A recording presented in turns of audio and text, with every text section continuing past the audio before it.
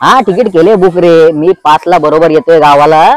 हा येतोय, अरे फुल धमाल करू आपण. हा अरे काय कुठं जायची तयारी एवढी? हा थांब नंतर बोलतो.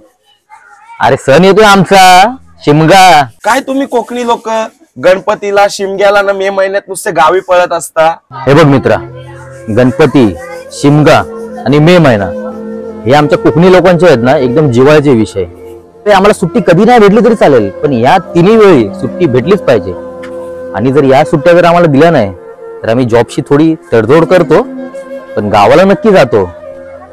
आणि आम्ही जे कोकणातले मुंबईकर आहेत ते आम्ही ना मुंबईला वर्षभर मेहनत करतो, पण हे जे 3 दिवस आहेत ना गणपती, शिमगा, मे महिना, यावेळी आहे ना आम्ही सगळे नातेवाईक, गावातले मित्रमंडळी सगळे एकत्र भेटतो. जीवाभावाची लोक एकत्र भेटतात आणि फुल धमाल करतो.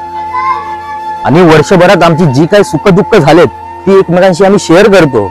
आणि राहिलेली फक्त दुःख शिमग्याच्या दिवशी आम्ही होळीमध्ये दहन करून टाकतो. म्हणून तुम्ही सगळे जाता गावाला? अरे आमचा देव थाटामाटात पालखीत बसून आमच्या प्रत्येकाच्या घरी आम्हाला भेटायला येतो, म्हणजे आम्हाला गावी जाणं भागच आहे ना. त्यामुळे आमच्या दाराशी हाय शिमगा, आमच्या दाराशी हाय शिमगा. 12 महिन्याचे 15 दिवसाचा खेळतो यो शिमगा. आमच्या दाराशी हाय शिमगा, आमच्या